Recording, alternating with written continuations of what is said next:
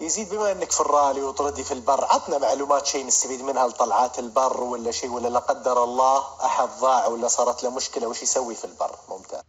اعطيكم اياها على جزئين، الجزء الاول يتعلق بالسياره والجزء الثاني يتعلق بالانسان. حلوه السياره والانسان. المهم عطنا عن السياره.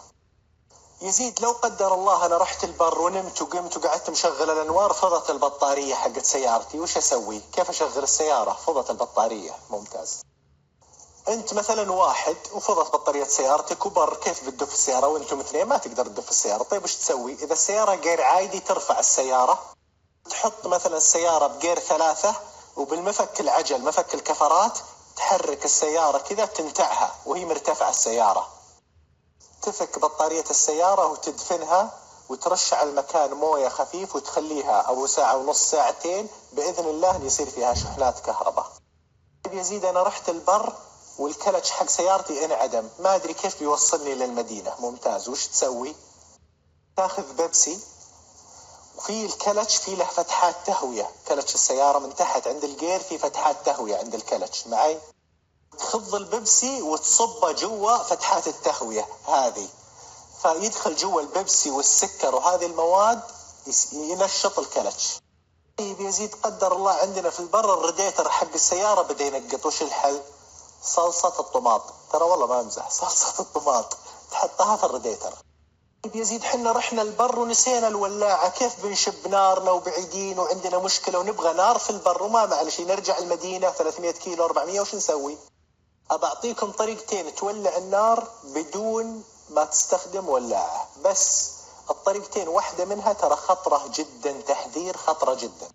نبدأ بالطريقة العادية، جيب سلك سيم أو معلاق أو شيء وتحطه على أصابع البطارية بين الزائد والناقص بطارية السيارة، وتدعس بنزين تمام الين يصير السلك هذا أحمر، تحط منديل أو شيء يولع معك المنديل نار من السلك الأحمر لأنه صار أحمر من الحرارة. في الطريقة الثانية هذه يستخدمونها قدر الله ضايع أنت في البر، ما عندك سيم، عندك مشكلة كبيرة، يعني ما تستخدم إلا في الطوارئ مرة. بعلبة بيبسي لازم علبة تصير يعني حديدية، يعني علبة بيبسي، علبة سفن أب، علبة صلصة طايحة في الأرض، أي شيء تحط فيها بنزين. أوكي. تجيب سلك من السيارة من أي مكان، تفك سلك، تقطع سلك ما تحتاجه في السيارة، يعني هذه حالة طوارئ، تفك السلك وتحطه في الموجب. وين؟ في الموجب في الزائد. وبعدين العلبة الحديدية تلصقها في صدام السيارة في شيء حديد، يعني في بدي السيارة لازم شيء حديد مو صدام بلاستيك، يعني تلصقها في الرفرف شيء حديد لازم. بعدين تمسك السلك الموجب اللي طالع من بطارية تلمسه البنزين على طول بتولع. الطريقة هذه انتبهوا تراها خطرة، يعني هذه ما يستخدمها الا واحد قدر الله شارف على الهلاك، لا قدر الله في البر ضايع، يعني شيء كارثي عنده ما يقدر. طيب يزيد قدر الله انا غرزت، انا ما اعرف اسوق في البر وغرزت سيارتي في البر، وش اسوي؟ ممتاز. اول شيء تسويه لا تدعس بنزين، ما بطايره السيارة، لا تدعس، نزل ونزل هواء الكفرات. طيب كيف يزيد؟ نزل هواء الكفرات لين تلمس الكفر تحس ان لان الكفر صار طري، هذا الشيء الاول. ممتاز. ولا تجرب اذا نزلت هواء الكفرات، لا، وحفر قدام السيارة وتأكد بطن السيارة يعني من تحت ما لمس التراب، اذا لمس لازم يصير ما لمس.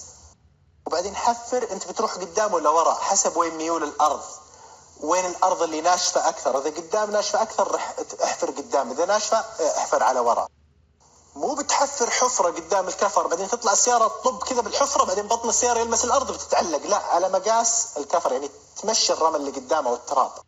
بعدين إذا ركبت السيارة قررت تمشي خفيف، تلمس البنزين لمس، تخلي الكفر يقول كذا ما في هذه ما على طول بتطيح السيارة في مكانها.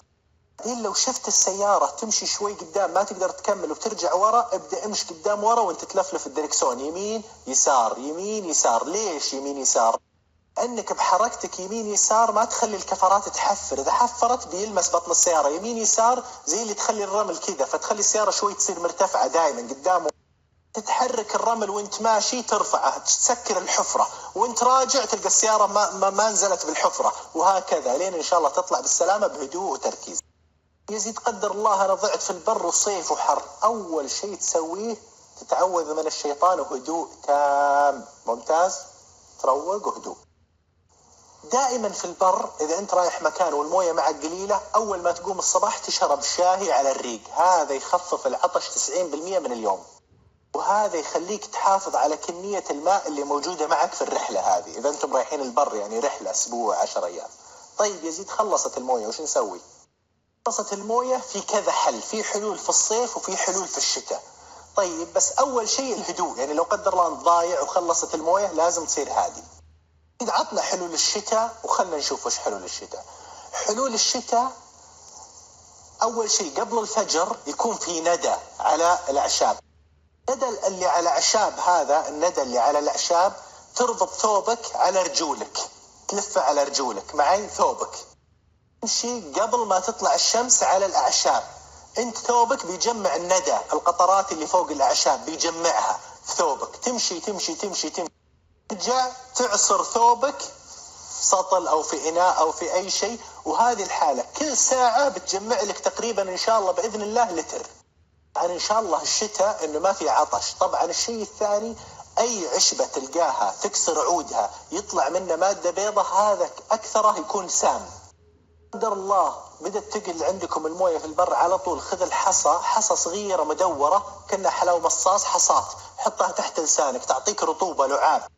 هذا يبدأ يخف عليك العطش، يخفف العطش لأنه كأنه حلاوة مصاص بس هي حصات تحت لسانك. وش تسوي؟ أمر الله شق القربة، مالك إلا الحصات تسوي لعاب بفمك. طبعا الشيء الثاني، تروح في الشتاء ما في، تقول يزيد ما في ندى، ما في بس أعشاب وفي بس ما في ندى. وش تسوي؟ تحفر حفرة بسيطة معك، بس الحفرة هذه لازم يكون الشمس تجيها، ويكون الحفرة هذه تحط على 4 زواياها تراب تراب، ويكون في صماط، وفي النص تحط حصات. بس لازم قبل ما تحط الصماط وكذا تحط إناء تحت، أي شيء، إناء سطل أي شيء، وتحفر الحفرة هذه والصماط على ال4 أطراف وفي حصات في وسط الصماط. ايش اللي راح يصير؟ راح يصير أشعة الشمس بتضرب في الأرض هذه، بتطلع رطوبة بتتبخر على الصماط، بينقط الصماط. ينقط الصماط بينقط من المكان الأكثر اللي أقرب للأرض اللي هو مكان الحصات، فيصير الحصات مصوبة على السطل اللي تحت، فيصير ينقط فيها المويه. لو قدر الله هذه الحالة في الصيف وش تسوي؟ نفس الحالة هذه تفيد، بس تزود الحفرة وتساعدها بشيء ثاني. وشو؟ تتبول، الله يكرمكم، دار ما دار جوا الحفرة هذه تتبول عشان يصير فيه رطوبة تبوخ على حرارة الشمس، فينقط وتطلع المويه نقية بإذن الله. الحل الثاني حتى في الصيف، إذا كانت في أوراق شجر، وش تسوي في أوراق الشجر؟ معك كيس، تاخذ أوراق الشجر هذه وتحطها جوا الكيس، بس أهم شيء لا تعبي الكيس كله، يعني عب ثلث الكيس، ولف الكيس سكره بطريقة ما يدخل فيه هواء أبدا، ويصير منفوخ الكيس معي. حط الكيس على الشمس، وش اللي بيصير؟ الحرارة بتضرب على الكيس، الشجر اللي جوا فيه موية أصلا، فالرطوبة بتبوخ جوا، فبيصير موية جوا الكيس. كل فترة أنت بيطلع لك شوي موية تطلعها، شوي موية تطلعها، شوي موية تطلعها، وكل ما تبغى موية زيادة تزود شجر، يعني تغير الشجر. إذا خليت الشجر فترة بيخلص الشجر، تطلع الموية كلها اللي جوا الشجر، فتخلص الشجر تحط شجر بداله، تخلص شجر تحط شجرات بداله. المعروف في الإنقاذ العالمي أي شيء تحطه 3 هذا معناها أنت تحتاج إنقاذ. مثلا تولع 3 نار معناها أنت تحتاج طوارئ.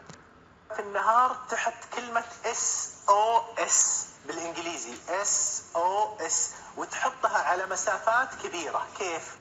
تحطها مثلا طول 3 متر في عرض 2 للحرف الواحد، وبينهم مسافة 2، وتحط الثاني والثالث عشان لو مرت طيارة تدري إن في شخص يحتاج إنقاذ إن شاء الله.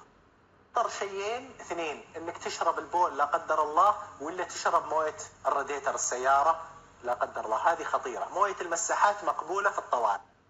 لا تترك السيارة وتمشي مهما كان إلا شيء تشوفه، إلا في حالة واحدة، إذا شفت مشي إبل يعني بعارين ماشية تمشي على هذا. لازم تعرف إن المشي كل ساعة أنت قاعد تقطع 4 كيلو، ولازم إذا تمشي لا قدر الله تحط علامة واضحة عند السيارة وين بتمشي. وأنا ما أنصح تمشي إلا إذا شفت خطوات إبل واضحة وخلاص عارف إنك إن شاء الله إنك بإذن الله في سلام. ولكن لو قدر الله أنت ضعت وقررت خلاص أنا ضعت بجلس بعيش حياتي عند السيارة، تقدر تعيش بإذن الله عند سيارتك حتى لو ما معك شيء.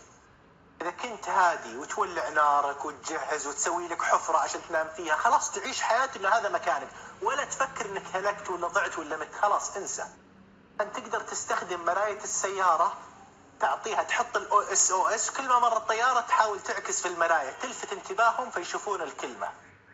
دائما اذا لقيت تراب عليه املاح من فوق معناها هذه الارض فيها مويه، فتحفر وتسوي فكرتنا الاولى هذيك تطلع منها مويه. دائما الاملاح رطوبه.